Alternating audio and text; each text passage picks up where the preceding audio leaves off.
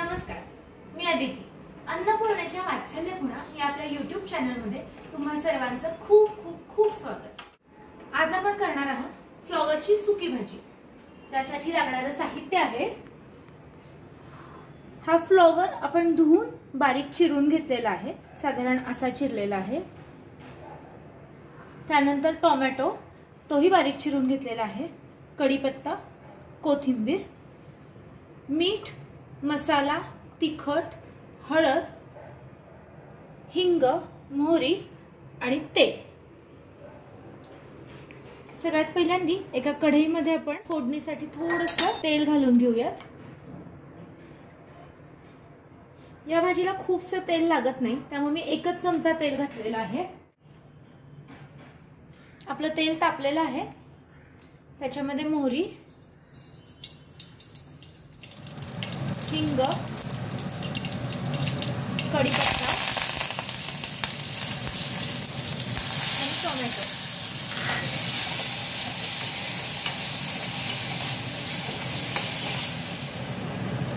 आता थोडीशी हळद घालून घेऊया. हे सगळं एकत्र करून घेऊया.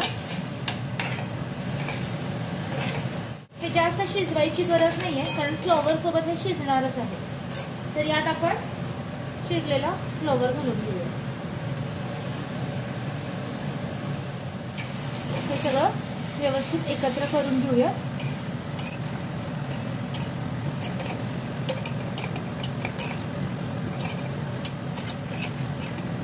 आता यात मीठ घालूया, म्हणजे या भाजीला पाणी सुटेल आणि त्याच्या वाफेवरती भाजी शिजेल.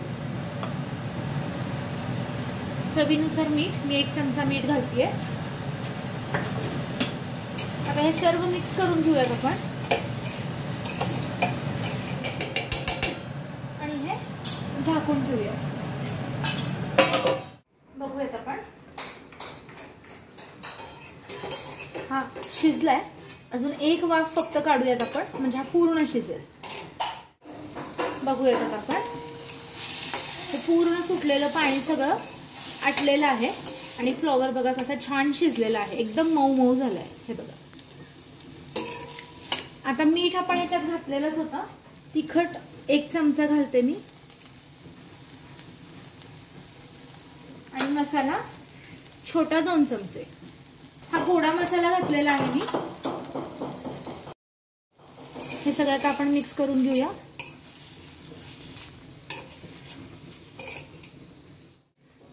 खूप जणांना ही भाजी अशी आवडते. यात आपण कूटही घालू शकतो. कुणाला कूट आवडत नसेल तर त्यांनी ती स्किप केलं तरी चालेल आणि अशीच भाजी खाल्ली तरीही छान लागते.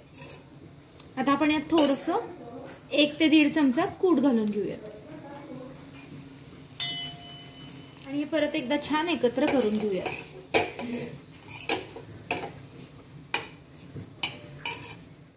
आणि मग सगळ्यात शेवटी ह्याच्यात कोथिंबीर घालून छान परत एकत्र करून घेऊया.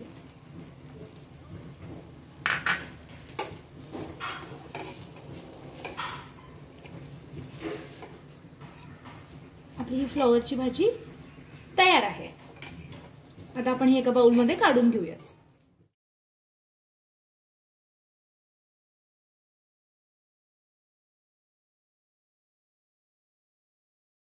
थोडीशी कोथिंबीर घालूयात.